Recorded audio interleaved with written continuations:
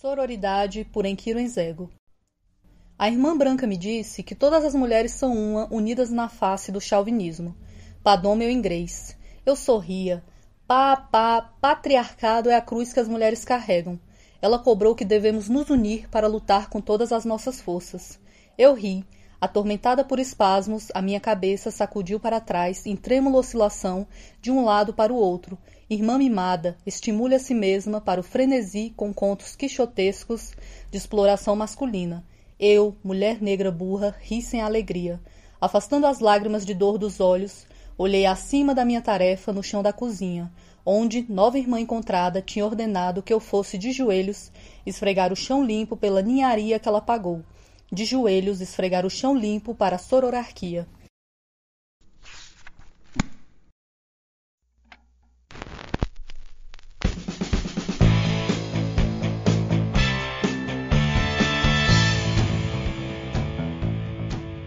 Olá, meu nome é Marcos Carvalho Lopes e esse é o podcast Filosofia Pop.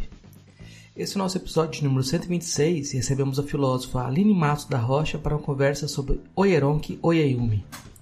Na abertura do episódio de hoje você ouviu o poema Sororidade de Enkiru Nzego, traduzido e interpretado por Aline Matos. Se liga que o poema vai estar também disponível no nosso site. O Filosofia Pop é um podcast que aborda a filosofia como parte da cultura. A cada 15 dias, sempre às segundas-feiras, a gente vai estar aqui para continuar essa conversa com vocês. Intercalando com nossos episódios normais, de quando em quando vamos apresentar episódios de entrevistas temáticas especiais. O podcast Filosofia Pop está presente em outros canais da internet. Você pode encontrar os episódios, mais textos e informações no site filosofiapop.com.br. Temos também um canal no YouTube, perfil no Twitter e página no Facebook. No Instagram, nosso perfil é podcast Filosofia Pop, tudo junto. Se quiser, pode também mandar um e-mail para a gente no contato@filosofiapop.com.br. Continuamos com nossa campanha de financiamento coletivo no Catarse. A ideia é arcar com os custos de edição e hospedagem. Conseguindo um valor maior, podemos melhorar equipamentos e promover a transcrição de episódios. Para isso, assine o Catarse do Filosofia Pop em catarse.me/filosofia_pop. A contribuição mínima que pedimos é de R$5 mensais. Se você quer ajudar, mas não pode contribuir financeiramente, dê aquela força na divulgação dos programas, compartilhe nas redes sociais, faça comentários e continue esse diálogo. Vamos agora então para a nossa conversa sobre Oyeronki Oyeyumi com Aline Matos.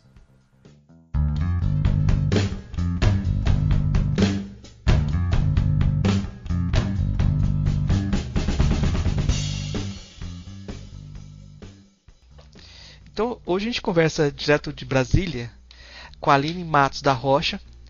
Ela é graduada em Filosofia com habilitação, licenciatura e bacharelado pela Universidade de Brasília, mestrado em Filosofia pela Universidade Federal de Goiás e é doutoranda do Programa de Pós-Graduação em Metafísica da Universidade de Brasília, na área de Ontologias Contemporâneas. Realiza estudo e pesquisa em Filosofia com ênfase em Ética, Filosofia Política, Ensino de Filosofia, Filosofias Africanas e as intersecções entre Filosofia, Raça e Gênero.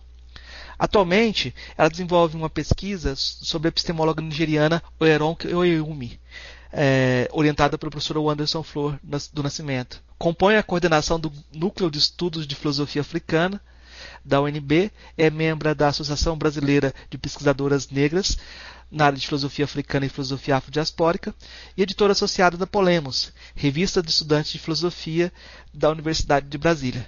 Então, hoje a gente vai conversar com a Aline, né?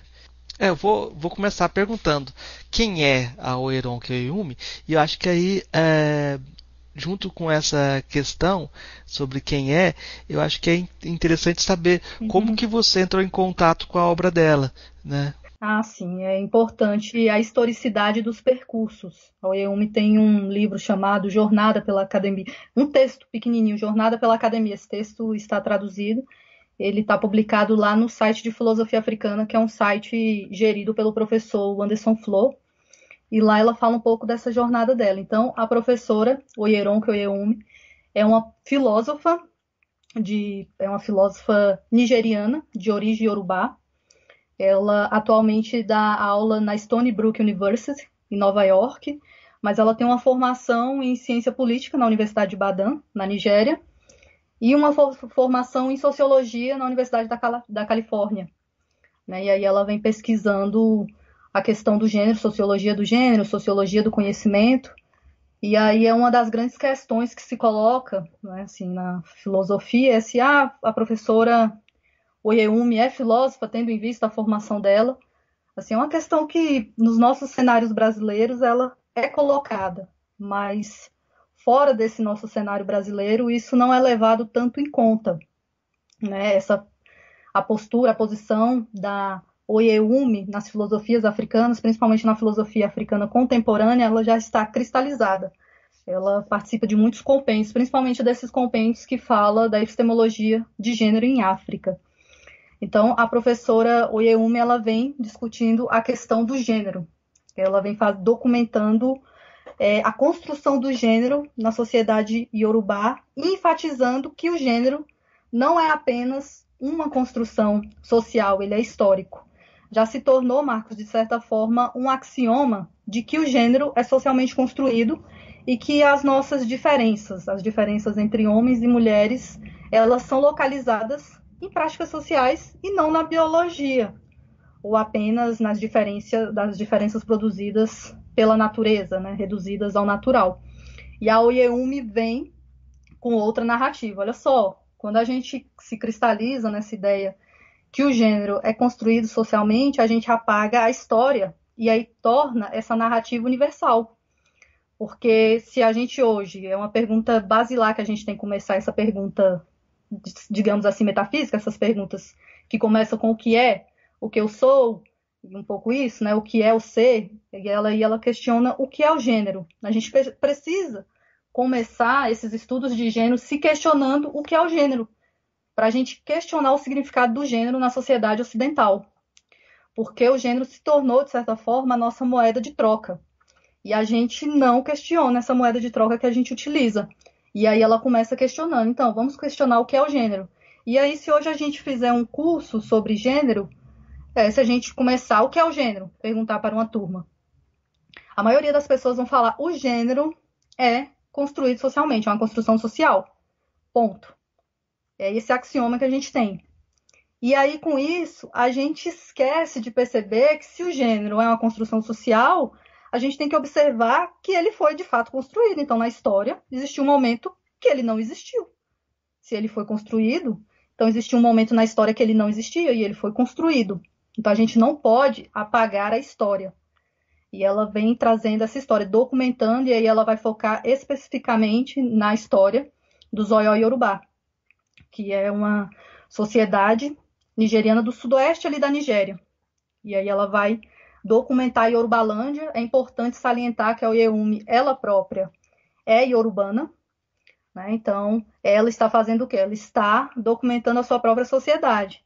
Ela sempre fala que, porque assim, a Oyeyumi tem uma formação na ciência política e, posteriormente, vai para os Estados Unidos e vai estudar sociologia. E aí era uma questão que sempre colocavam para ela, tanto os colegas de pós-graduação, quanto os professores e professoras.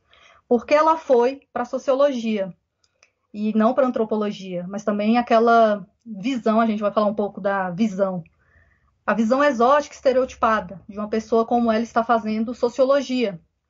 E aí ela sempre indagava para os professores e para os colegas: o que é antropologia? E aí o pessoal falava: bom, antropologia a grosso modo, é esse âmbito que estuda os outros. Ela: pois é, eu estudo a minha própria sociedade, é por isso que eu estou aqui na sociologia, né? Não estou na antropologia. E aí ela fala um pouco sobre isso, né? E que ela foi fazer sociologia justamente para pensar essa instituição que é a família. Ela percebeu que na ciência política ela não tinha espaço, ela teve poucos cursos de sociologia da família, pensando a família como essa grande instituição. E se a gente pensar contemporaneamente, a família, ela ainda é o que estrutura as nossas relações. Hoje a gente tem um governo de família. A gente sabe muito bem, né? Que a gente tem um governo ali gerido por uma família, né? E como esses discursos da família mobilizam muito.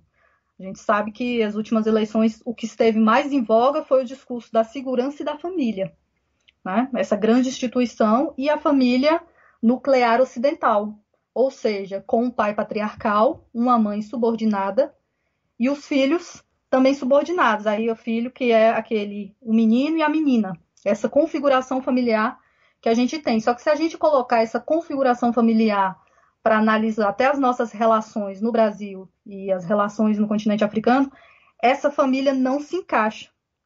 Se a gente hoje pegar qualquer cidade satélite aqui no Distrito Federal, em Brasília, a gente não consegue pegar essa família nuclear ocidental e colocar, né? Conseguir com ela ler as nossas famílias.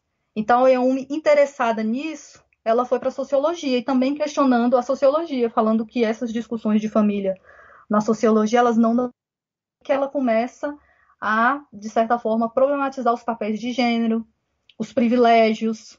É basicamente o modo como a Oyeunmi está trabalhando. Ela está, de certa forma, confrontando essas narrativas generificadas que dominam na interpretação social. O que o Ocidente faz? O Ocidente pega a sua própria interpretação do mundo social e pega esse discurso cultural e quer colocar em outras culturas. Só que ela fala que isso não pode ser assumido de forma acrítica em outras culturas. Não cabe, é insuficiente. É basicamente as encruzilhadas e estradas que a professora Oyeunmi está percorrendo no trabalho dela. Agora, eu acho que é importante saber quando e como você teve contato com a obra da Oyeunmi dentro da sua trajetória da formação dentro da filosofia, porque a filosofia geralmente não dá espaço para até questões de gênero, até pouco tempo atrás eram pouco debatidas, né? Então, você trazer uma autora que geralmente é ignorado dentro do espaço da filosofia, ou que põe questões que essa própria autoimagem da filosofia não considera como as mais importantes, uma subversão, né? Como é que você começou essa subversão? Então, eu ingressei na Universidade de Brasília em 2010, no curso de graduação em filosofia, e eu ingressei na universidade através de uma política de ações afirmativas. E em 2010 pipocava mais essas discussões em relação às cotas, às ações afirmativas, à questão da permanência, que era uma coisa que a gente sempre pontuava. É que como é que agora a universidade vai lidar com esses estudantes e as estudantes que ingressaram pelas ações afirmativas? Porque o que a gente percebe, Marcos, não é só a universidade colocar os estudantes e as estudantes negras na universidade. Tem que ocorrer uma discussão sobre currículos, epistemologias, modos de lidar com as questões dos alunos e alunas negros e negras e a questão da permanência, né? Então, nessa época, eu ingresso também no Afratitude. Eu faço uma seleção e aí eu ingresso no Afratitude, no qual eu me aproximo mais das discussões raciais. E aí eu me aproximo através da literatura, que é interessante. Aí, antes da filosofia africana, eu me aproximo da literatura africana, da literatura produzida pela Paulina Chiziane, o Wole Soyinka, a Chimamanda Adichie.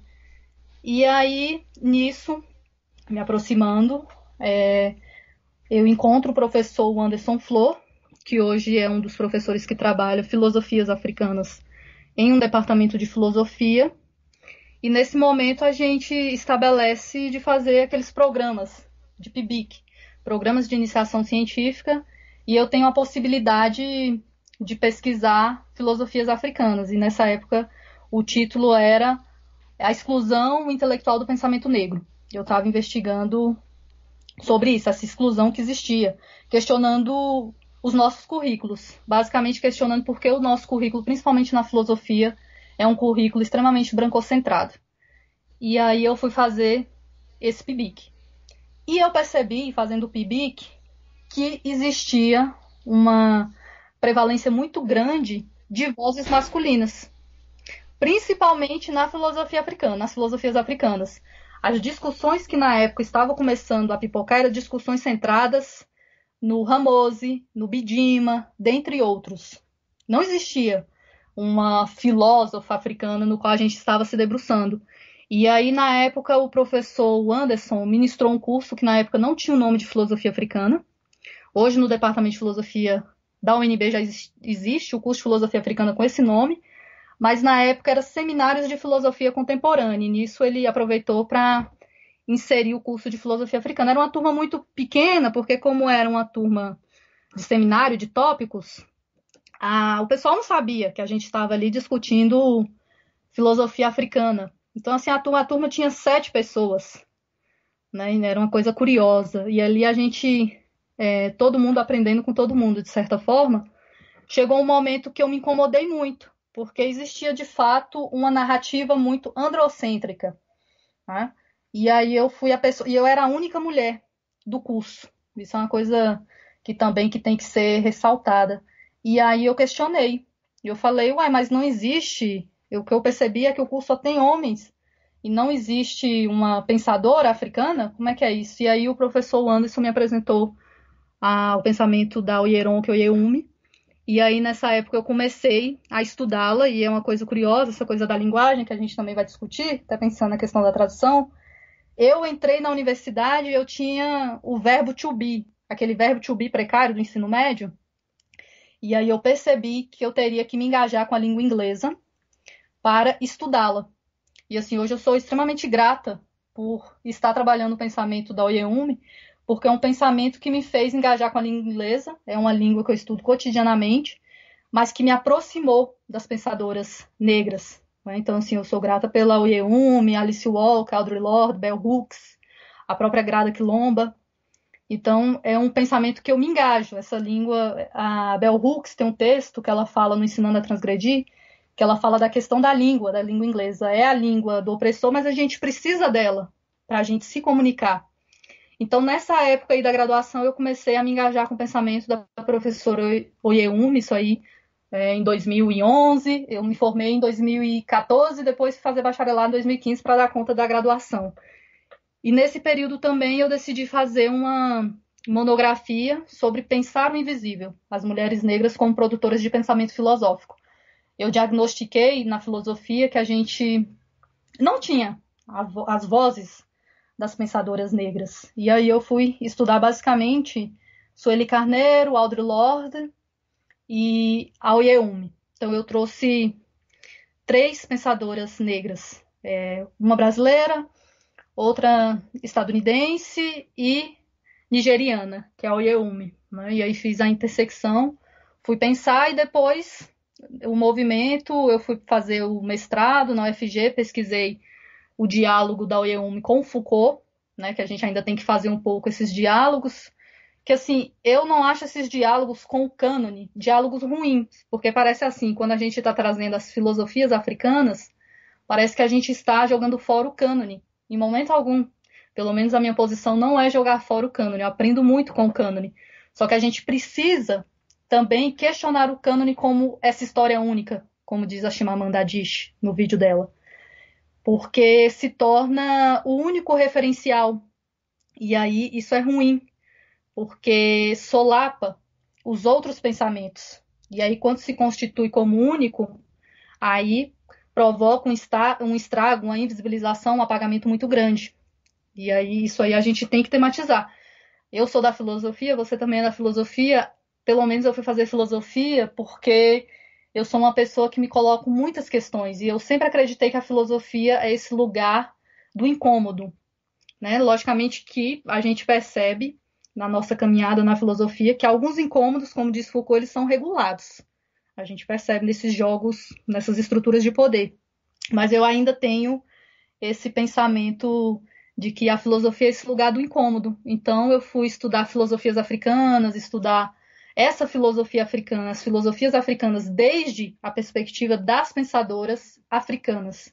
Eu pesquiso filosofias africanas desde o pensamento das pensadoras africanas. E aí vai a Oyeyumi, a Ife Amadiumi, a Nkiro Nzego, a Bibi Bakari Yusuf. Eu trago esses nomes na minha lida com as filosofias africanas, né? Então, assim, todo o meu envolvimento com as filosofias africanas foi motivado por incômodos que eu experienciei na própria jornada acadêmica, digamos assim, né? Na UNB, e aí depois eu levei para o mestrado, e agora, estando no doutorado novamente aqui na Universidade de Brasília, eu estou fazendo a mesma coisa, e agora no meu doutorado eu tenho a possibilidade de pesquisar basicamente o pensamento da Oyeumi. O meu doutorado foi uma mudança de percurso, porque eu ainda queria levar esse diálogo entre a Oyeumi e o Foucault, mas aí eu consegui agora trazer a Oyeumi como essa voz principal da pesquisa.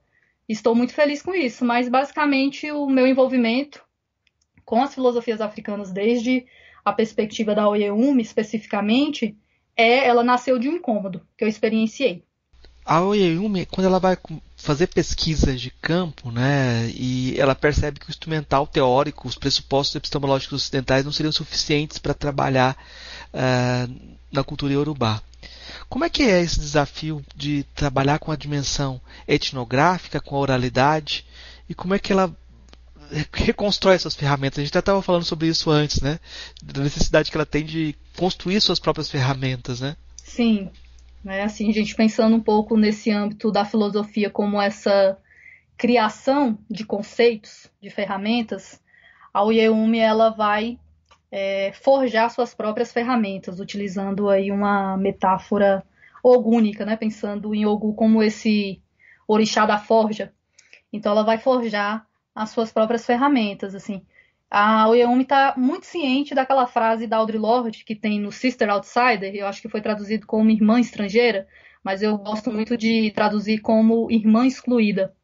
E aí a Audre Lorde sinaliza para a gente que as ferramentas do Senhor não desmantelam a casa grande.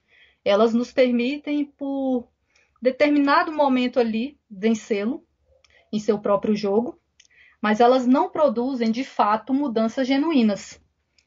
Então, a Oyeumi ciente disso, e aí ela não está dizendo agora a gente vai jogar as ferramentas do Senhor fora, não. Ela só fala, então, eu vou ter que forjar as minhas próprias ferramentas, porque essas aqui, elas me possibilitam alguma coisa, mas de fato não é possibilidades genuínas. E aí ela é uma pessoa que cria muitos conceitos que são ferramentas essenciais na filosofia, a gente sabe muito bem.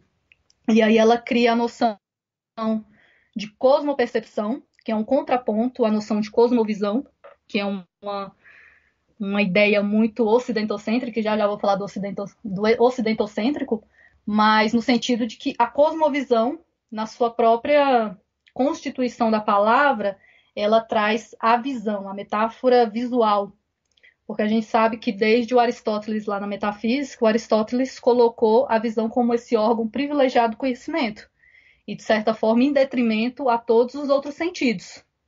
Então, a visão se tornou esse âmbito do conhecimento, mas a gente também tem que pensar que a visão é esse âmbito também da diferença hierarquizante.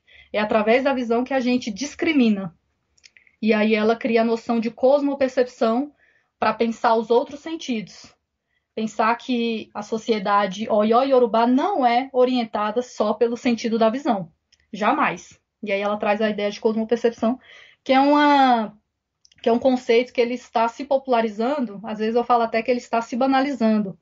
E aí que é um perigo também, que a gente recai, porque se hoje a gente fala de mundo das ideias, todo mundo se remete a Platão, né? Esse mundo das ideias, mundo inteligível. Na cosmopercepção, às vezes as pessoas falam da cosmopercepção e não falam da autora, né, que é um conceito criado pela Oyeronko Oyeumi, e aí parece que o conceito fica diluído em muitas coisas, e a gente, de certa forma, não sabe quem é essa IA, essa mãe que criou o conceito. Mas aí foi a Oyeronko Oyeumi, que é uma ferramenta que ela utiliza como descolonização. E aí depois ela vem com a ideia do ocidentocêntrico, que é um contraponto ao eurocêntrico, ou seja, trazendo o Ocidente como essa força geopolítica, e aí ela fala que o Ocidente escreve cultura com C maiúsculo, e é o C maiúsculo mesmo para mostrar que ela é única. Aí ela cria a ideia do ocidentocêntrico. A Oyeumi não utiliza a ideia de eurocêntrico. E aí ela cria também a ideia de oxunismo, que é uma das ideias assim que a gente vem mais trabalhando. Que ela está buscando em Oxum uma ferramenta de descolonização do conhecimento. Né? Então, basicamente, a Oyeumi cria linguagens, porque ela acredita que a descolonização ela parte principalmente da linguagem, o modo como a gente nomeia as coisas, como a gente utiliza da linguagem. A linguagem é esse instrumento de comunicação. Agora mesmo eu estou falando com vocês, estou usando linguagem, mas estou falando com vocês, é a linguagem. Então a linguagem é esse instrumento que a gente precisa descolonizar. e ser vigilante com ela também, porque foi através da linguagem que a sociedade Oió-Yorubá foi colonizada. A historiografia dos Yorubás foi escrita de outro modo, e como a linguagem mudou completamente a estrutura Oió-Yorubá. Como na linguagem ela vai avaliar a percepção de gênero e diferença entre os Yorubá? Então, a gente aqui tem essa coisa, eu falei no início, né, que se tornou um axioma de que o gênero é uma construção social e que as diferenças, essas diferenças sociais entre os homens e as mulheres são localizadas em práticas sociais. E aí a Oyeumi, trazendo essa palavra de diferença, ela fala, olha, o problema da diferença na sociedade ocidental é porque ela é utilizada para excluir, para violentar e para criar relações hierárquicas. O que não acontecia na sociedade Oió-Yorubá, e é importante salientar que é a sociedade Oió-Yorubá pré-colonial, anterior à colonização, que ela chama a atenção que foi uma colonização que ocorreu ali entre o período de 1862 e 1960, mas aí pensando em períodos formais, né, datados, mas a Oyeumi ela não considera só esse período formal, entre aspas, da colonização, ela traz as narrativas do tráfico escravagista atlântico, que na nossa historiografia isso é deixado um pouco de lado, né? A gente desconsidera essa parte dos navios negreiros. E aí quem faz um trabalho muito bonito em relação a isso é a professora Ana Maria Gonçalves em Um Defeito de Cor, ao trazer a narrativa da Kendê, que a Kendê está contando a narrativa dela desde os navios negreiros. E o quanto os navios negreiros mudam completamente o modo como a colonização se dá. É a partir do momento que você captura uma pessoa e coloca no navio negreiro, a colonização começou ali. A gente tem uma noção de colonização como aquela e tá. A gente foi capturados e capturadas, e a colonização só começa quando esse corpo negro chega no Brasil. Não, a colonização começa desde essa travessia, né? Essa filosofia da travessia e as consequências disso. Então, de certa forma, a Oyeumi está trazendo esses relatos, né? Como a linguagem ela modificou profundamente as coisas. Em que sentido? Para a Oyeumi não existia, na sociedade Oió-Yorubá pré-colonial, nomeações de gênero. Igual a gente tem essa coisa de filha, filho, irmão, irmã, não existia. Mulher, homem, menino, menina. E aí a colonização nomeou toda essa sociedade através do gênero. Isso muda completamente. Por quê? Muda especialmente as estruturas de poder. Porque o poder, ele não estava alicerçado em um corpo. Porque, olha só, quando a gente nomeia um homem, vamos colocar agora, a gente está o Marcos é um homem. A gente está visualizando o corpo do Marcos. Então, o Marcos é um homem que tem determinado órgão sexual, eu sou uma pessoa que tem um determinado órgão sexual, e isso confere papéis, prestígio ou lugares na nossa sociedade. Na nossa sociedade, a gente ainda tem a noção de que o falo fala. A voz de um homem tem mais peso do que a voz de uma mulher. Pensando basicamente nisso. É por isso que é The Invention of Women, a invenção das mulheres. Né? Porque, de certa forma, para Oyeumi, tornar-se mulher é ser o outro. Esse outro que é subordinado. E isso aí muda completamente, porque uma coisa que ela está sinalizando é como é que na historiografia anterior à colonização a gente não tinha essas nomeações de gênero. Então, quando a gente faz a tradução, a gente começa a traduzir que os postos de governância automaticamente eram ocupados por homens. Como a gente faz isso? Quais os critérios que a gente utilizou se lá a gente não conseguia, não tinha as designações de gênero? Mas aqui no Ocidente a gente tem muito nítido o quê? Se eu falo hoje, Marcos, a gente vai dar uma aula sobre pensar o corpo político. Jamais a gente associa esse corpo político ao corpo feminino. Se a gente falar assim, Marcos, agora a gente vai falar sobre gangues, automaticamente as pessoas vão pensar nas gangues como um corpo negro. Esse corpo que a gente fala assim, agora a gente vai pensar sobre a violência. Aí a gente associa a violência a determinado corpo. Essa coisa que a gente fala muito no Brasil, principalmente agora na pandemia, que a pobreza ela tem cor. Né? Então, um pouco isso. E aí a linguagem, ela traz muito isso. A gente percebe que a linguagem ela generifica e racializa. Então, basicamente, a Oyeumi, mais do que pensar gênero, ela está pensando sobre generificação. generificação como um processo inerente nas nossas relações sociais, em que todas nós estamos implicados nele. Em algum momento, eu vou fazer um processo de generificação, Marx também. Então, um pouco isso, os nossos ouvintes e as nossas ouvintes vão fazer. Nós estamos implicadas nesse processo de generificação, né? Então, ela está, de certa forma, pensando a linguagem nesse sentido. Eu acho que talvez a gente tenha que voltar um passo atrás, ou que perguntar mais sobre como é a família Yorubá, porque você está falando de uma ontologia relacional, não é separar um termo e dar o significado dele isolado, né? Você está falando dessa construção relacional das próprias posições, né? Eu queria que você comentasse um pouco sobre isso, porque eu acho que isso modifica bastante o jogo, não é? Sim, a questão das famílias é muito importante, porque quando ela traz a interpretação das famílias, especificamente das famílias iorubanas, da Yorubalândia, ela está mudando sim esse jogo. Em que sentido? Ela começa a questionar a instituição do casamento, da maternidade, as linhagens. O que ela está pensando é que essa família iorubana, as famílias africanas, né? Mas assim, vamos focar aqui nos Oió Yorubás, ela não é uma família nuclear ocidental, ela não tem essa configuração. Isso foi o que assustou muito a professora Oyeumi quando ela chegou nos Estados Unidos.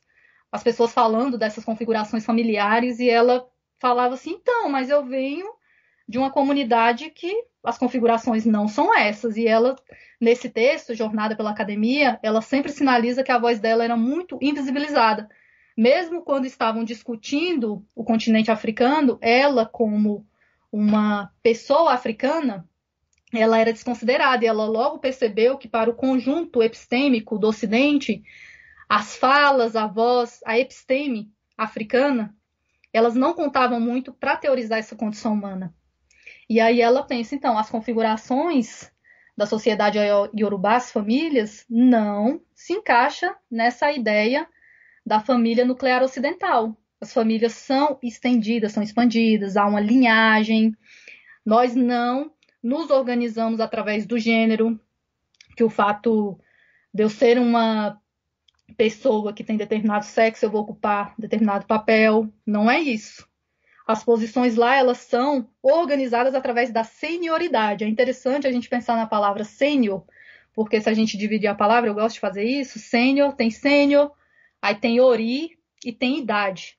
Ori é a palavra iorubá para cabeça. Então, é senioridade, essas relações etárias, relações, o que vai contar é a idade cronológica, e essa idade cronológica é sempre relativa. Agora eu posso ser, não sei, em um exemplo, eu sou mais velha do que o Marcos. E é isso que vai contar. E é por isso que eu sou, aqui, na nossa relação, eu ocupo uma posição de privilégio, de poder, maior do que o Marcos. Na nossa sociedade isso é um pouco inconcebível, porque a gente já parte da estrutura que é a voz masculina que comanda tudo. É igual aquela... eu nem sei se isso é um exemplo tão bom de fazer no momento que a gente está, mas assim, é um exemplo que dá para a gente tocar um pouco isso. Mas é quando a gente perde familiares, né? Principalmente a figura paterna na nossa sociedade ocidental. E aí vamos pensar que existe o filho e a filha. E aí a filha é a mais velha, o filho é o mais novo. E aí sempre tem um familiar que chega para o filho, vamos pensar que a filha tem 20 anos, o filho tem 15 anos. E sempre tem um familiar que chega e fala assim, então, fulano, João ou José, está na hora de você se tornar um homem, você ser o homem da casa, sendo que a filha é a mais velha. Né? Será que um menino de 15 anos tem condição de cuidar da irmã que tem 20? Né? E aí, de certa forma, inviabiliza a posição da filha que tem 20 anos e aí coloca o filho de 15 anos nesse centro. O que a Oyeumi está trazendo é que isso na sociedade pré-colonial, isso não, na sociedade iorubá pré-colonial, isso não acontecia. Né? O que vai distinguir, o que vai colocar você na sua posição, não é o seu sexo, a sua posição anatômica, o seu sexo anatômico ali, mas é a sua idade. A sua idade cronológica é sempre relativa, porque agora eu posso ser a mais velha, daqui a pouco chega uma mais velha que eu, e as relações elas vão sempre sendo intercambiáveis. Então é sempre relativo. Então agora o Marcos pode ser mais novo em determinada situação, mas daqui a pouco ele é o mais velho. E isso vai sempre mudando. Por quê? O que a gente aprende com o IE1, principalmente é um pensamento que a gente tem que considerar muito agora na nossa sociedade, que a gente percebe que existe uma disputa. A gente é uma sociedade que não dá valor à senioridade, às pessoas mais velhas. Né? A gente tem agora essa disputa da vacina. Quem deveria tomar a vacina, as pessoas mais velhas ou as pessoas mais jovens? Tendo em vista essa noção da produtividade.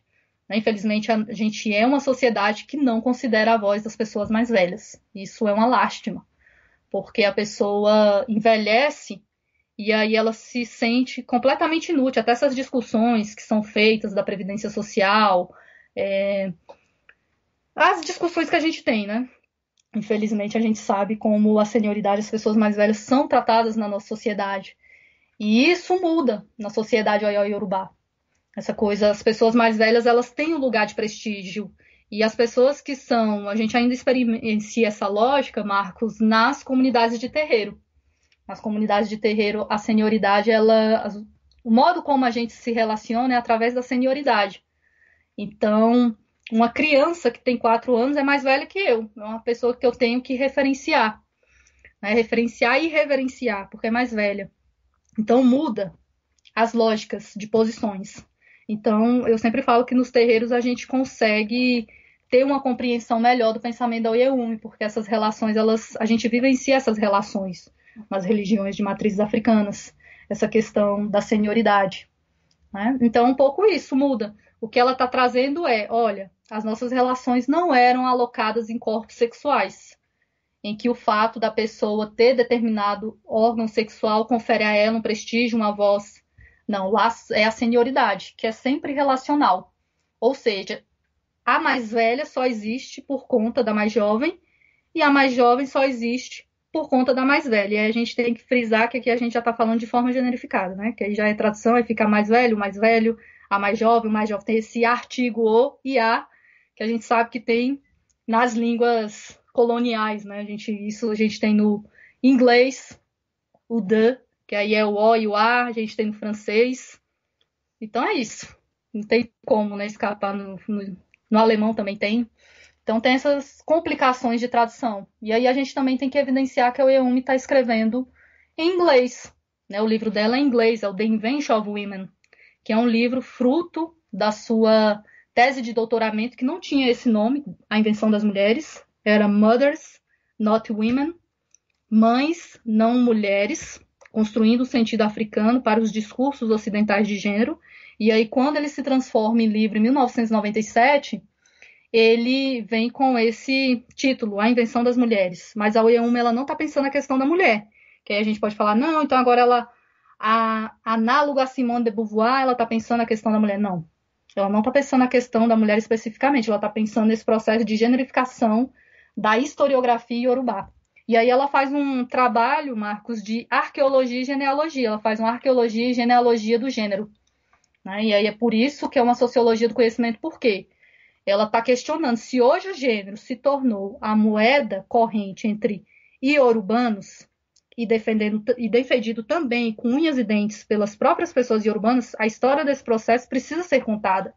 Porque, assim, a gente tem uma vasta crítica ao pensamento do Oiê-Umi. E de pessoas também nigerianas. A gente tem a Bibi Bakari Yusuf, a própria professora Rita Segato, que é um texto que a gente mais discute aqui no Brasil.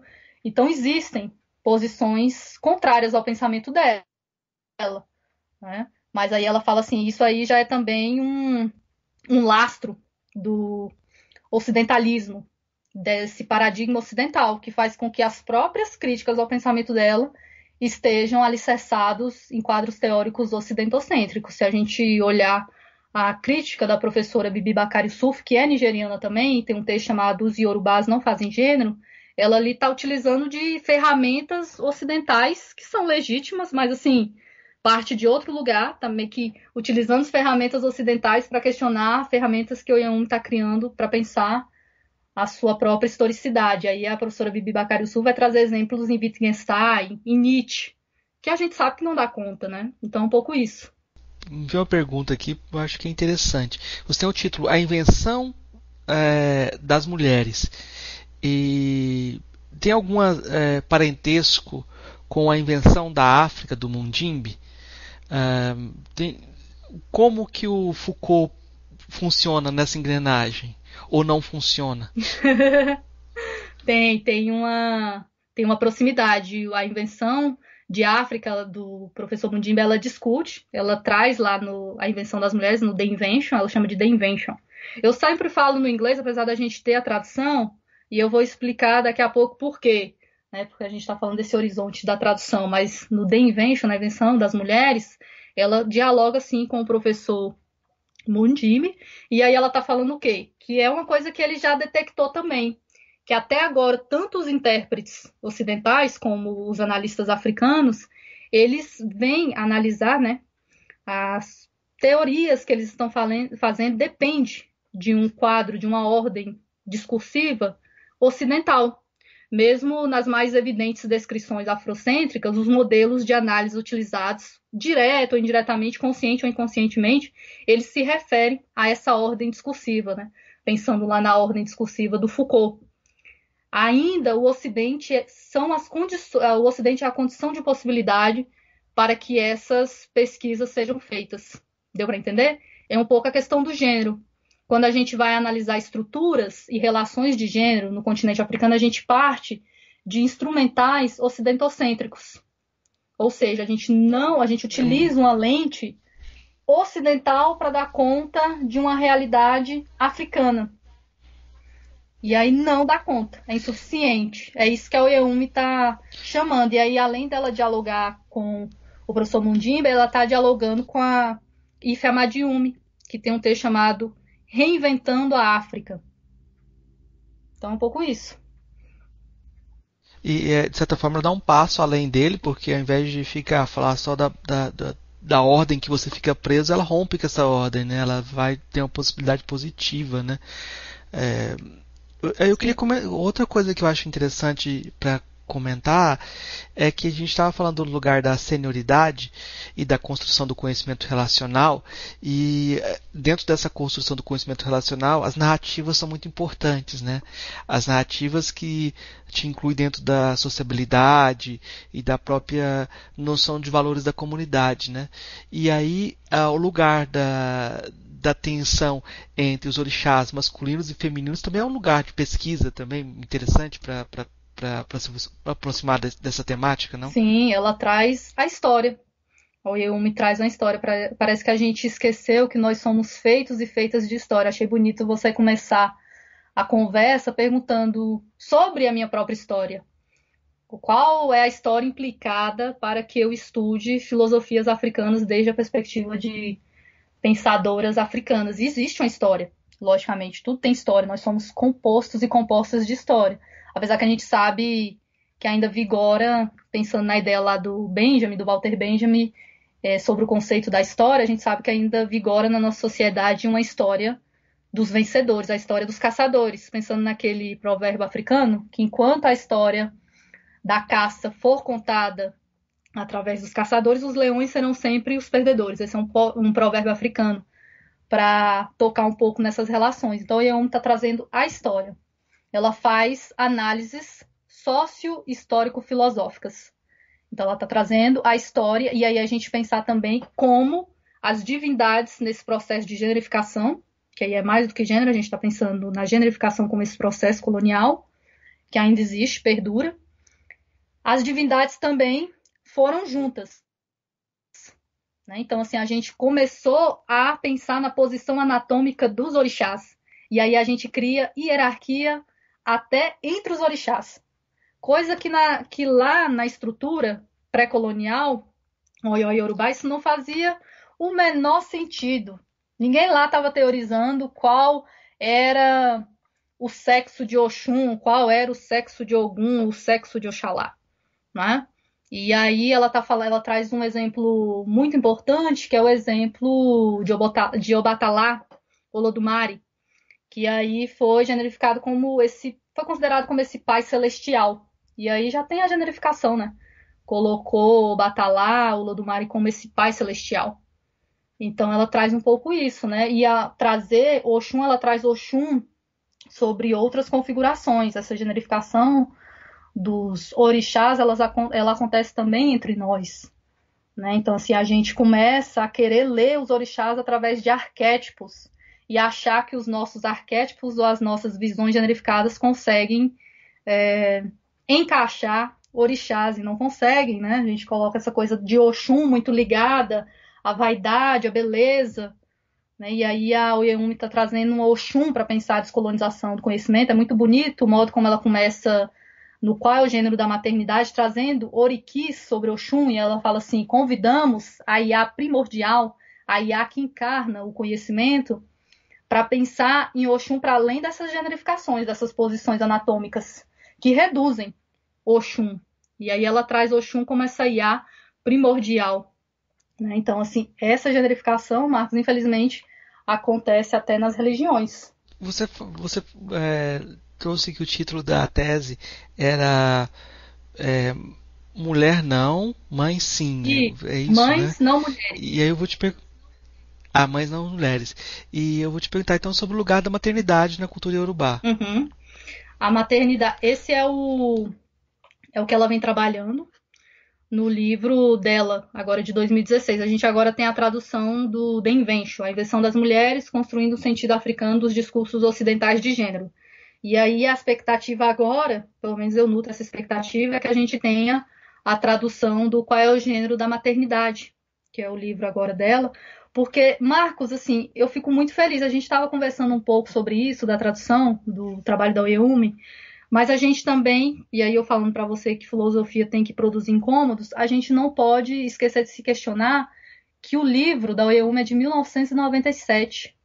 Então, assim, tiveram que passar mais de 20 anos para a gente ter essa tradução. E aí a questão que se coloca é por que o pensamento da Oyeyumi permaneceu por tanto tempo um pensamento que não chegou para a gente, um pensamento totalmente desconhecido. Né? Então, assim, essa tradução ela é um divisor de águas, mas ela também atesta a força do racismo epistêmico. Então, assim, depois de passado mais de 20 anos, que a gente tem a tradução do The Invention. E então isso atesta um estado das coisas, porque se a gente pensar nos problemas de gênero, que é um livro muito utilizado em qualquer curso sobre gênero acadêmico ou não, e aí eu não gosto de falar nem problemas de gênero, porque a Butler não escreveu problemas de gênero, como sinaliza a Tatiana Nascimento, ela escreveu foi o Gender Trouble. E aí, por isso que eu falo dessa questão da tradução. Então, o Gender Trouble é de 1990. A Oyeyumi dialoga com o Gender Trouble para pensar. Então, a gente pensa assim, então, o Gender Trouble é de 1990, a Oyeyumi vem, ela terminou o doutorado dela em 1993, depois a tese se transformou em livro, e só hoje a gente chega o livro da Oyeyumi, em português brasileiro, e aí também eu fico com aqueles ecos da gente não ter uma introdução no próprio livro da autora falando da tradução, e porque a gente tem essa introdução da Grada Quilomba no Memórias da Plantação, ela trazendo alguns problemas de tradução. Então, assim, a minha expectativa é que quando a gente tiver o Qual é o Gênero da Maternidade, a gente mude um pouco essas configurações, porque seria interessante a gente ouvir a própria autora sobre a sua própria tradução. Mas, assim, eu fico muito feliz com a tradução do pensamento da Oyeyumi, porque ela, era o que a gente estava conversando, ela se tornou uma pensadora muito citável, mas ela ainda é uma pensadora pouco abordável, né?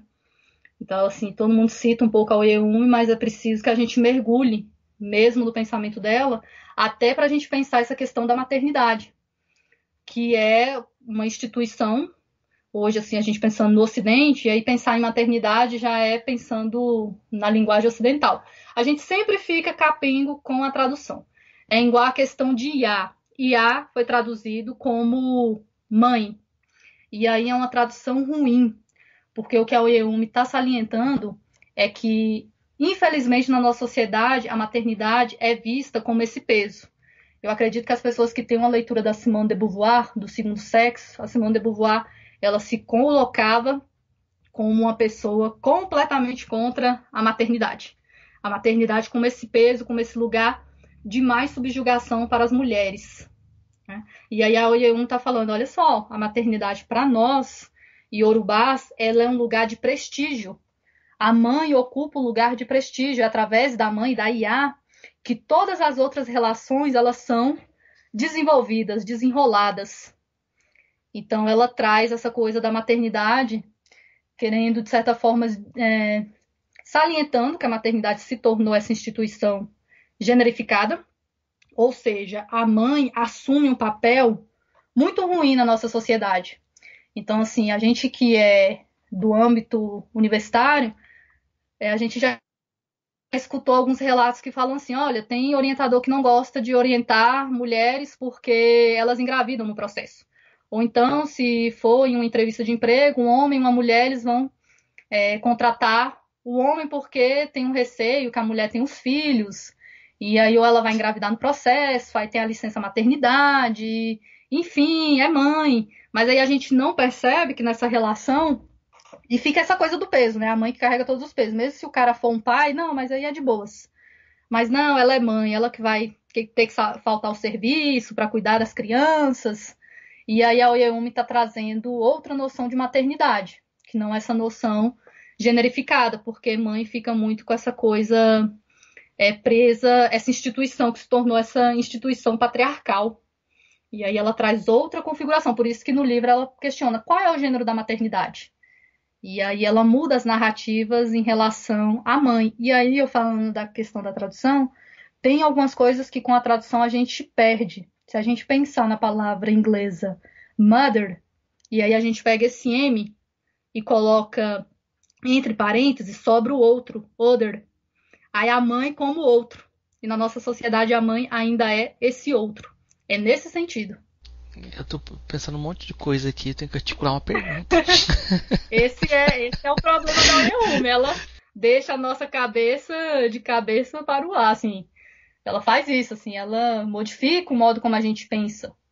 E eu acho isso muito bonito, né? Ela coloca mesmo, ela é capaz de dinamizar o nosso pensamento para começar a pensar outras formas, outras configurações, outras ontologias. Ela nem pensa a epistemologia separada da ontologia, ela pensa numa epistemontologia. Né? Então, isso é bom. Não, tem muitas coisas assim que a gente podia perguntar em termos mais técnicos, mas eu perguntar para você, nessa concepção de maternidade, ela se afasta da ideia do somatocentrismo? A mãe não é aquela só que gera? Como é que ela vê essa questão? Uma curiosidade. Porque eu sei que o pai em sociedades africanas não é necessariamente aquele que não é uma coisa, não tem essa dimensão biológica, né?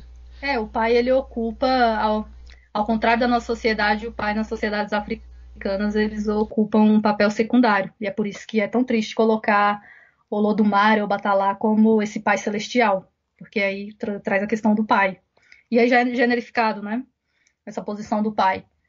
Mas essa coisa da soma, e aí só para explicar um pouco para os nossos ouvintes, as ouvintes, soma é a palavra grega para corpo. E a Oyeyumi está pensando na questão da somatocentralidade. Nós somos uma sociedade em que o corpo assume essa centralidade em tudo. Tudo que a gente fala tem corpo. O habeas corpus, qual é o seu corpus referencial, o corpus jurídico, o corpo político, o corpo do rei, o corpo discente, corpo docente. Então a gente tem essas metáforas corporais que elas estão alicerçadas no corpo, na visão. Então, assim, a nossa sociedade é uma sociedade de visão. Então, chega, antes de uma mulher negra ou uma mulher chegar nos espaços, os corpos delas já informam tudo, já acionam no nosso imaginário. Quando a gente vê um corpo negro, já aciona no nosso imaginário determinado papel. Quando a gente vê um corpo branco, um corpo trans, um corpo indígena, aciona imaginários. E aí a Oyeyumi está pensando a maternidade ao largo dessa localização biológica. A maternidade para ela é um lugar de criação, é um lugar filosófico, um lugar espiritual. Então, a gente quando pensa na mãe, a gente associa a mãe com o pai. Aí a gente, de certa forma, na nossa sociedade agora a gente tem a ideia da mãe solo. Uma vez eu estava em aula e eu falei nos termos da mãe solteira, teve uma aluna que ficou brava. Na hora ela fechou a cara assim, mas em que sentido? Para Oyeyumi é menos problemático utilizar a mãe solteira do que utilizar a mãe solo. porque mãe solo traz essa configuração de independência. Ninguém é mãe sozinha. Não no sentido de um pai, mas assim, no sentido da criação, da cocriação. Né? Então, ela está pensando nesse sentido. Então, a mãe solteira, ainda é problemático esse termo, porque quando a gente pensa na mãe solteira, a gente ainda pensa na figura do pai, mas ela ainda é mais... dá para a gente manipular mais ela do que a mãe solo.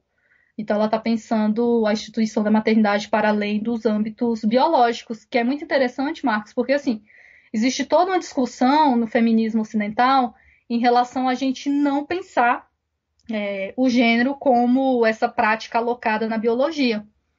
E aí a gente tenta, de toda forma, retirar essa ubiquidade da biologia. Só que a gente esquece que nós, um homem e a mulher, são dois corpos à vista. À vista. Se chegar um homem agora, é um corpo à vista. Se chegar uma mulher agora, é um corpo à vista. Né? Porque na nossa sociedade ocidental, os corpos físicos são sempre corpos sociais. Então, é nesse sentido, a anatomia, para nós, ela tem muito peso. O sexo tem muito peso. É por isso que a Oyeyumi não faz uma distinção entre sexo e gênero. Para ela, é tudo sinônimo, porque ambos vão se alocar em um esqueleto corporal. Né? Então, um pouco isso. Então, ela está pensando a maternidade ao largo da biologia, mas quando ela vai pensar em gênero, ela está trazendo a biologia. Falar, olha, o fato de ficar aí discutindo que o gênero é uma construção social não nos ajuda, porque aí parece que a gente quer retirar a biologia, só que infelizmente a biologia está sempre presente. É através da biologia, e aí ela traz a ideia da biológico, raciocínio corporal, é através da biologia que a gente interpreta, organiza e lê a esfera social. É nesse sentido. Eu estava pensando em que instante a gente vai colocar o livro da Oyeyumi agora. Porque na filosofia geralmente separam lá, nem na filosofia tá os livros de feminismo. Colocam ele longe, né? Uhum. Mas se colocar uma etiquetinha mulherismo e colocar ele lá, também não tá muito bom, né? Não, de maneira alguma. Então eu queria que você comentasse a relação da Oyeyumi com esses rótulos também, porque ela não se encaixa, né? Não. É por isso que eu sinto uma falta da voz da Oyeyumi na própria tradução do livro. Dela, como é que ela lê, como é que ela tá vendo os trabalhos que a gente... Vendo, não, sentindo os trabalhos que a gente tá fazendo, porque não dá. Esses rótulos... A Oyeyumi, ela não tem nada contra, mas também nada a favor ao mulherismo, ao feminismo. Ela acredita que são ferramentas legítimas, mas são ferramentas que ela não utiliza. Né? Ela sempre fala que ela aprendeu muito quando ela chegou nos Estados Unidos com as discussões das feministas negras. E ela salienta que quem trabalha a interseccionalidade de forma efetiva são as feministas negras. São elas que estão trazendo a interseccionalidade, porque, assim, infelizmente, no feminismo, apesar de todo o seu âmbito de crítica, o gênero ainda é essa moeda corrente. Ainda é essa moeda corrente muito presente. E essa interseccionalidade, ela não é feita de forma efetiva. E aí é por isso que eu falo, se a gente mergulhar no pensamento da Oyeyumi, ela vai passar, assim, ela é essa autora hoje no Brasil que é muito citável, muito citada, mas aí ela é ainda essa autora inabordável. Por quê? Porque as questões que ela coloca são muito incômodas. Então, a Oyeyumi lá, ela está problematizando a questão do mulherismo. Em que sentido? Parte de uma estrutura muito complicada, na questão da mulher. Então, ela está falando, é um movimento legítimo, assim como o feminismo, mas parte de uma estrutura complicada, né? Já é um termo epistemologicamente muito comprometido, mulher. Aí coloca o ismo. Aí tem o feminismo. Mesmo que a gente, logicamente que a gente tem coisas muito importantes, o feminismo negro, o feminismo descolonial, mas aí a Oyeyumi está pensando, por que a gente não traz, não cria, pensando nessa coisa das ferramentas? A gente não cria ferramentas que podem produzir mudanças genuínas. E aí ela pensa na questão do oxunismo, trazer Oxum como essa ferramenta de descolonização do conhecimento, esse IA primordial. E aí é por isso que ela não se diz nem mulherista, nem feminista, ela se diz oxunista. Ela está trazendo Oxum para pensar essas configurações de conhecimento e descolonizar o próprio conhecimento. Porque o que ela percebe? Infelizmente, Marcos, a gente ainda é uma sociedade que é muito presente o racismo religioso. Não é tranquilo, a gente estava conversando anteriormente, não é tranquilo na nossa sociedade ser pessoas que caminham com contas, né? Ser pessoas de axé. A gente ainda enfrenta uma sociedade, as instituições educacionais, ainda existe todo um racismo religioso, as instituições trabalhistas. A gente sabe que com o processo de colonização, os deuses, os orixás, eles foram demonizados, e nessa seara aí, Exu foi, Oxum foi, Oxalá foi, Ogum foi. Então ela fala assim, então vamos começar a pensar essas configurações de poder através de instrumentais ancestrais, e aí ela traz a nossa ancestral Oxum para pensar outras configurações de poder. E aí ela não vai pensar através do mulherismo, nem do feminismo, ela traz Oxum, é através do oxunismo. Ela cria os seus próprios conceitos, suas próprias ferramentas. Tem algo bem interessante no trabalho da Oyeyumi, que é essa também dificuldade de abordar também em que dimensão ela é prescritiva, descritiva, em que dimensão ela é prescritiva, em que dimensão ela é normativa, porque ela está falando de uma sociedade localizada no tempo, no espaço, mas a abordagem dela abre espaço para uma transformação e para um questionamento do que está acontecendo agora, né? Como é que você vê essa posição? Pois é, a gente que já começa a ver tudo através das nossas lentes também, que aí a gente coloca a prescrição, a descrição, a normatização. A Oyeyumi, ela não pretende fazer, colocar o trabalho dela nesses âmbitos de ser prescritivo, descritivo ou normativo. Ela se coloca como uma pessoa que está escavando os saberes, ela está trazendo um mundo iorubá que foi subjugado pelos processos coloniais, e aí ela é mais como, ela trabalhando como uma arqueóloga de nós mesmos e mesmas. Meio que isso, uma arqueóloga e faz uma genealogia da sua própria história. Então, isso ela não está sendo prescritiva ou normativa, ela está denunciando um estado de coisas. Né? E aí ela fala, olha, e através desses estados de coisas a gente pode pensar em outras configurações de ser e de estar no mundo. E aí uma coisa que sempre coloco é falar assim, parece que a Oyeyumi está voltando o seu sentir para o passado e esquece do presente. Não, ela não faz isso.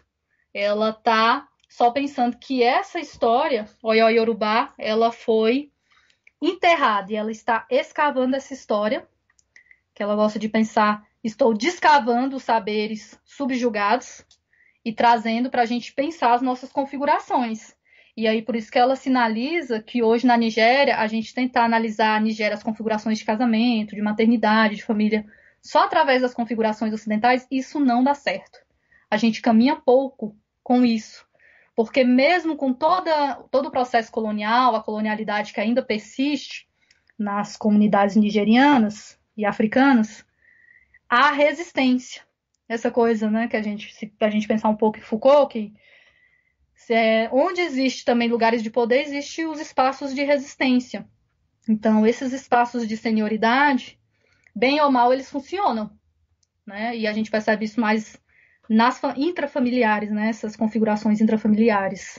Então, ela está trazendo isso para pensar as próprias famílias e dizer que só o Ocidente, as ferramentas do Ocidente não conseguem pensar futuros para sociedades iorubás. Eu acho que é tem muitas coisas que podem ser desdobradas. Por exemplo, quando você pega lá o Hegel pega parte da família e o sair da família, como a criação da autonomia e a criação da autoridade semântica, né? E quando você pega parte de perspectivas africanas, esse sair da família, numa família estendida, romper com a família não significa um sinal de conhecimento, mas você vai romper com a própria cultura, né? Não faz muito sentido o reconhecimento dessa pessoa como alguém que tem saber, né? Então, parece que você precisa realmente de um outro vocabulário para jogar o jogo, senão a gente vai ficar repetindo. Mas eu vou acabar repetindo mais um só porque eu quero rasurar algumas aproximações. E a outra aproximação que podem fazer e que eu acho que também não é legal é com a perspectiva queer, né? Como que você vê essa aproximação também? São sempre aproximações complicadas. Porque a gente vai partir do gênero, né? E aí são configurações que o pensamento da Oyeyumi... São configurações que, se a gente colocar no termo da Oyeyumi, se torna o lugar da polêmica. Porque são configurações que o queer não dá conta, né? Essa coisa da... Eu estava uma vez conversando com o professor Anderson, a gente pensando algumas coisas, e assim, também o quão a gente... sem a gente ter essa criticidade das próprias ferramentas, a gente faz estragos com as ferramentas. Eu gosto muito de um provérbio africano que fala que a espada ela não poupa nem o próprio ferreiro, né? Nesse sentido, se você não manuseá-la com cuidado, ela vai te cortar. Não adianta você ser o ferreiro.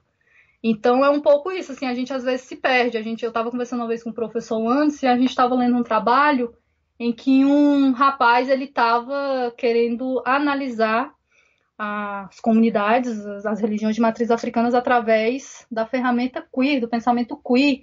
E nisso as religiões de matriz africanas configuraram como esse espaço da exclusão, das políticas de exclusão, de um espaço totalmente transfóbico, e o caminho não é esse. Tá?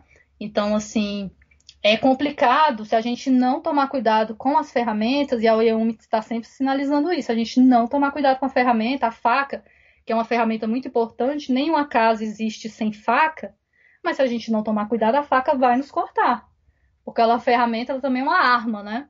Então, um pouco isso, assim, no âmbito do queer, ele não dá conta do pensamento da Oyeyumi, e a Oyeyumi se afasta dessa discussão. A Oyeyumi é uma pessoa que ela conhece todas as críticas em relação ao trabalho dela, e existem várias críticas desde o pensamento queer acerca do pensamento da Oyeyumi, e ela dialoga com essas críticas, né?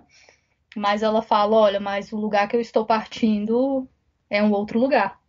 E é um pouco isso, assim. E você falando da questão das famílias, não existe, na nossa configuração mesmo, a família ainda figura como esse âmbito do poder, principalmente pensando na política, esses relatos de família são trazidos de forma muito forte, né? Você falando do Hegel, a gente tem o Durkheim, né? E na sociologia que fala muito dessa questão da família, mas na sociedade africana, e aí pensando na sociedade Oyo-Yorubá, as pessoas elas são constituídas através de família. E aí se a gente pensa no Chinua Achebe, que é o escritor nigeriano, que ele tem aquele livro mais famoso, O Mundo se Despedaça, o mundo começa a se despedaçar quando esses laços eles são cortados. E a Oyeyumi está trazendo, não só a Oyeyumi, como a Ife Amadium, a Nkiro Nzego, que também tem um livro sobre família, ela começa a pensar que o mundo se despedaça justamente quando esses laços eles são rompidos. A colonização consiste nisso, em um rompimento de laços. Ela começa a romper, é por isso que tem essa metáfora, essa imagem do Chinua Achebe, do mundo se despedaça. Os processos coloniais despedaçaram o mundo. É um pouco isso. Eu vou fazer a última pergunta da nossa parte principal, mas é uma pergunta... Eu só faço perguntas bondosas. Então, como que a gente faz para não transformar o Yumi numa espécie de totem, né? Porque você está falando de vários pontos em que ela é incomensurável, né? Mas é como se as pessoas pudessem utilizar ela para não conversar também, né? Para romper, cita ela e não, a gente não conversa. A partir daqui, ela para a conversação, a partir da citação dela. Então, eu sei que você está trabalhando com ela, né? Então, você tem outras autoras, você tem outras perspectivas que você está somando para dialogar com ela. Como é que a gente faz para dialogar com a Oyeyumi para ela não virar um totem, simplesmente, né? Sim, esse é um grande incômodo que eu experiencio na lida de pesquisa, de escrita, de tradução do próprio pensamento da Oyeyumi. Eu não sei, talvez isso modifique agora com a tradução da Invenção das Mulheres. Eu espero que as pessoas de fato leiam o livro e dialoguem, porque o que eu percebo é que a Oyeumi se transformou nessa pensadora que é citável, mas inabordável, que é o que a gente estava conversando. O pensamento dela não gera dialética. E a gente também, as pessoas se fecham muito ali no que ela fala, mas aí ela traz os dados de que anterior à colonização, a construção da historiografia urbana não tinha gênero e fica só nessa discussão. Só que a Oyeumi, ela dialoga muito com uma autora, que é mais velha do que ela, aí vem a questão da senioridade, e que é uma filósofa de formação em filosofia, que é a professora Enkiru Enzego, que aí é na professora Enkiru Enzego que a gente tem essa noção de Oxum, Oxunalidade, né? Oxunality. Ela trabalha esse conceito. Logicamente que a ideia de Oxunismo e Oxunalidade, tanto da professora Enkiru Enzego quanto da professora Oyeronka Oyeumi, elas se distanciam, mas a Oyeumi está sempre sinalizando que a professora Enkiru Enzego tem um papel muito importante no pensamento dela. Essa ideia que a gente não pensa sozinha, a gente está sempre dialogando. E aí quando você traz esse dado da Oyeumi não se transformar em um totem, é que a Oyeumi gere de fato um diálogo, porque parece que fica só nessa coisa de citar a Oyeumi, não há um diálogo. Isso me incomoda muito, Marcos, assim, eu espero que isso agora modifique, né? Mas, assim, tem uma figura que é muito importante, que a gente precisa ainda estudar para compreender até as próprias filosofias africanas, que é a professora Enkiru Enzego, a professora Tanela Boni, né, que você entrevistou ela recentemente, tem a professora Ife Amadiumi, mas, assim, a gente pensando nessas professoras filósofas de formação, que a gente já tem um diagnóstico que na filosofia o fato de você ter uma formação ou não em filosofia, isso não te legitima para que os seus trabalhos sejam considerados, mas eu sinto uma falta, porque assim, a Oyeumi se transformou um pouco nessa autora de moda, isso me incomoda um pouco, mas eu sinto falta desse diálogo, dessa voz que é a Enkiru Enzego, a professora Enkiru Enzego, que trabalha com as filosofias africanas e é uma pessoa que influencia muito o pensamento da Oyeumi, no sentido de pensar a questão do gênero, e ela é uma artista também, e ela que faz a capa do livro, do The Invention of Women, pensando essa coisa do Ocidente como esse grande espelho. E aí ela tem essa ideia do espelho, espelho meu. É muito interessante, é por isso assim, eu acredito que é importante a tradução, para ver se a gente gera uma dialética no pensamento do Oyeumi, eu sinto falta disso, esse diálogo maior, esse aprofundamento no pensamento da Oyeumi, mas ao mesmo tempo eu sinto falta da voz da Oyeumi nessa tradução, né? No sentido de a gente saber o que ela pensa dessa própria tradução, porque a Oyeumi tem a tradução como um horizonte epistemológico, a gente tem que estar sempre problematizando. A tradução ela não dá conta de tudo, né? Mas ela é importante porque é o espaço que a gente tem para dialogar. E eu espero que esse totem da professora Oyeumi ele seja rompido com essa tradução que agora chega para a gente. E aí a gente tenha leituras e que esse âmbito do incômodo, porque aí eu acredito que as pessoas vão se incomodar demais com o que a Oyeumi traz, porque ela incomoda muito. A gente tinha conversado anteriormente sobre a ideia da sororarquia, que é uma ideia que ela trabalha, que vem da professora Enkiru Enzego. A professora Enkiru Enzego tem um poema muito bonito falando da sororarquia. E aí eu quero ver como é que as pessoas vão lidar com essas discussões. E aí agora que a professora Enzego e a professora Oyeumi está trazendo para a roda que a sororidade de fato é uma sororarquia. Então, assim, pensando nessas configurações de irmandade, que aí já é generificada. A gente não pensa nem na noção de mãe, a gente pensa na noção de irmã, sister. E aí não dá tão certo não, porque de fato essas relações aí de sisterhood, sororidade, elas são relações de sororarquia. E aí ela traz outras configurações, porque a gente não pensa nas relações através da mãe, da Iá, que é um pouco, a gente vê isso no espanhol, até entre nós, a comadre. Eu falar assim, eu vou ali visitar a minha comadre. E se a gente pensar com mi madre. Né? Então, assim, eu espero. Eu sou uma pessoa que estou aqui esperando, estou fazendo os meus trabalhos, mas também aguardando como é que o trabalho da Oyeumi vai reverberar agora com essa tradução, como é que as discussões vão ser feitas, quais são os incômodos. E é isso, eu adoro incômodo, eu acredito que a filosofia ela serve para incomodar. E a Oyeumi me incomoda muito. Se a gente lê com bastante profundidade, mergulhar no trabalho dela, ela incomoda muito. eu queria só lembrar que às vezes você tem um uso da Oeumi que é bem problemático no seguinte sentido. Não, questões de mulher, a gente não tem esse problema em África, não. Uhum. A gente não tem esse problema porque nem essa questão não existe. Parece ter a mesma posição de não conversar sobre questões que eu ouço de algumas pessoas africanas que falam assim, não, a mulher tem o seu lugar. São coisas bem distintas, né? Porque um vai falar assim, a mulher tem o seu lugar. E o outro vai falar, não existe esse problema. Mas aí não você fala como se não tivesse problema nenhum, né? E eu acho que isso é totalmente o inverso da problematização que ela está tentando construir, né? Exatamente, né? O fato, assim, eu tô sempre sinalizando, às vezes parece que não, né? Mas sinalizando que o fato de Oyeumi trazer um pensamento anterior à colonização não a exime de refletir e problematizar as atuais condições das mulheres africanas. O que a autora está sempre salientando é que somente o gênero ele não dá conta, porque essa configuração do gênero não dá. A gente precisa compreender como corpos e história eles se entrecruzam para construir essa historiografia iorubá. Então, o que a Oyeumi está falando, não.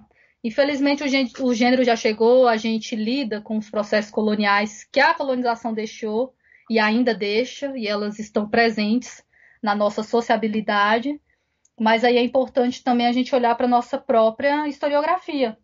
É aquela ideia de que para a gente compreender as estruturas de gênero e as relações de gênero, a gente tem que começar com a África, com o continente africano. Eu acho que o pessoal vai ficar ansioso para que você publique logo sua dissertação de mestrado, termine o doutorado e disponibilize esse debate todo e para mais conversas também. Eu vou partir para as 3 questões que a gente faz para todos os convidados, que são questões também bem simples, né? A primeira delas é aquela que você, como professora, sempre tem que responder, que é o que é filosofia? Eu considero a filosofia como esse lugar de produção de questões. Para mim, filosofia é isso, sem querer reduzi-la, que a gente ainda não sabe o que é filosofia, por isso que ela é uma questão. Eu penso assim, né? Eu sempre coloco para os meus alunos e alunas, eu sou professora de educação básica de filosofia, eu sempre coloco a questão que é filosofia. E aí eu sempre falo, gente, eu vou trazer a etimologia aqui da palavra, a etimologia grega, mas aí eu quero dizer que a etimologia é grega, a prática não. E aí a gente gera uma discussão, mas eu sempre coloco a filosofia como esse lugar das questões. É uma produtora de questão. Uma das características da filosofia, para mim, são os problemas que ela nos coloca e nos deixa. Então, para mim, filosofia é esse âmbito de problemas, de colocar problemas e colocar questões e questões que não necessariamente necessitam ser respondidas. Porque o que mobiliza a filosofia é a gente estar sempre na busca dessa resposta. Porque na hora que a gente tem uma resposta pronta, parece que a busca meio que acaba e a gente deixa de pensar sobre as coisas. É a ideia quando a gente coloca o que é gênero, e aí a gente responde sistematicamente de que é uma construção social. E aí pronto, se cristaliza nisso e a gente não começa mais a questionar o gênero e se torna uma concepção, um conceito, uma prática que vai sendo diluída e a gente não reflete mais sobre ela. Então, para mim, a filosofia é esse lugar das questões. Você tem uma concepção subversiva da filosofia. A segunda questão é: qual filósofa ou filósofo mais lhe impressionou daqueles que você conheceu pessoalmente? A própria professora Oyeumi, eu a conheci aqui em Brasília. Ela veio num seminário de perspectivas decoloniais que teve aqui na Universidade de Brasília. E aí ela fez uma fala sobre saberes subjugados, escavando saberes subjugados. E aí eu a conheci e troquei algumas palavras com ela. Na época eu fazia o mestrado na UFG, em Goiânia, e aí eu falei para ela que eu estava estudando o pensamento dela através do Foucault, né? History of Sexuality, né? A história da sexualidade. Ela ficou assim meio espantada, mas aí a gente ainda trocou algumas palavras, a gente se comunicou um pouquinho e eu fiquei muito feliz, né, com a professora Euma. Ela é muito generosa epistemologicamente, na questão da escuta. É uma coisa que a gente estava discutindo, né, Marcos? Você tem um trabalho muito bonito, que é o trabalho de entrevistar filósofos africanos e africanas, e aí a gente fala um pouco dessa generosidade que existe, né, na ideia de conversar, de dialogar sobre o que a gente está produzindo. Eles gostam muito do que a gente está fazendo, né? Tem essa escuta generosa, essa escuta epistemológica e afetiva. E aí eu tive o prazer de conhecer a professora Oyeyumi pessoalmente. E qual a filósofa ou filósofo favorito? Eu gosto muito. Pode ser só uma? O tanto que você achar que entra nesse panteão dos favoritos aí. Os top 10, né? E é curioso porque, só que essas perguntas a gente plagiou de um podcast chamado Philosophy Bites. Aí a pergunta sempre era sobre philosopher, né? Uhum. E quando se coloca em português, vira sempre filósofo, filósofa, já atrapalha. Isso. Que aí tem o processo da generificação, por isso que eu ia estar falando, né? Atualmente o problema não é a questão do gênero, não. É a generificação, em que todos nós estamos implicados, principalmente a língua. Então, quando a gente, até hoje, se a gente coloca no Google filósofa, o Google vai lá e coloca o vermelhinho para a gente corrigir e colocar filósofo. Então, a gente ainda está se debatendo com a linguagem. Mas eu gosto muito, contrariando um pouco as pessoas, eu gosto muito da professora Nkiro Nzego. É uma filósofa nigeriana, como eu falei, filósofa de formação. Eu conheci recentemente, através aqui do Filosofia Pop, a professora Tanela Boni, né, que escreve em francês. A gente ainda tem esse complicador, né, Marcos, da questão da língua. É complicado essa questão da tradução, da língua. Mas eu conheci recentemente a professora Tanela Boni, através da entrevista. Estou aí escavando, porque é isso. A gente tem que se questionar por que o pensamento dessas autoras ficaram por tanto tempo desconhecido ou não chegaram a nós. E aí eu estou me aproximando do pensamento da professora Tanela Boni, mas eu gosto muito da professora Nkiro Nzego, que é uma filósofa de formação e artista nigeriana. Gosto da professora Tanela Boni. E, sem jogar o cânone fora, como eu falei, eu não estou jogando o cânone fora, eu gosto muito da Hannah Arendt e do Foucault. Esses são os meus top 10, né? Os favoritos aí. Eu vou pedir então, Aline, para você indicações. O que você indica para os nossos ouvintes de leitura, de música, de filme, o que você quiser indicar para os ouvintes? Tá, eu vou indicar leituras. Então eu indico agora o Filosofia Africana, que é o livro da professora Adilbenia Freire Machado. Eu indico o livro do Chinua Achebe, O Mundo se Despedaça, Um Defeito de Cor, da Ana Maria Gonçalves. Indico a própria tradução do livro, da professora Oyeronke Oyeyumi. Esses são os livros que eu indico, né? De certa forma. E tem um livro muito bonito, que é da professora Leonora Miano, Contornos do Dia que Vem Vindo, que é literatura africana. E aí é isso, basicamente, que eu indico. Eu indico basicamente a leitura da Invenção das Mulheres, porque aí a gente está nesse processo da dialética e eu quero ouvir a leitura das pessoas em relação ao próprio pensamento da Oyeyumi. Muito bom. Eu vou indicar a entrevista com a Tanela Boni, que está no site lá do Filosofia Pop. Eu acho que tem coisas lá para também problematizar e trazer para dialogar. Não, aí para pensar nisso, eu vou fazer um contraponto. Eu vou indicar o Espírito da Intimidade da professora Sobonfu Somé, que é de Burkina Faso, e também está pensando na questão da motherhood, da maternidade. Então, eu recomendo o Espírito da Intimidade. Eu vou deixar o espaço aberto para você deixar seu recado final, suas palavras finais da nossa conversa. Obrigada, Marcos, mais uma vez. Eu agradeço o convite. Demorei, sim, a aceitá-lo, mas acredito que tudo tem seu tempo. E eu gosto de pensar essa coisa do tempo, né? E só agradecer a escuta dos nossos ouvintes e as nossas ouvintes, a oportunidade de estar aqui falando sobre o pensamento da Oyeyumi, parabenizar pelo trabalho que a Filosofia Pop vem fazendo nessa ideia de popularizar as filosofias africanas, filosofias latino-americanas, esse diálogo tão bonito, parabenizar das entrevistas que você vem fazendo, que às vezes também traz autorias que nem nós que estudamos filosofias africanas conhece. A gente está sempre nessa de também ser arqueólogas e arqueólogos dos pensamentos. Então, eu só tenho a agradecer. E eu adorei a conversa. E é isso, né? Assim, é tão importante esse trabalho que você faz, essa coisa da gente trazer um momento de conversação, ainda mais no momento que a gente não pode desconsiderar, que é esse que a gente está vivendo, que é um momento de crise sanitária, de crise política. Então, a gente está aqui dialogando e as pessoas tendo uma escuta sensível para ouvir também, dialogar e pensar sobre isso, isso é muito bom.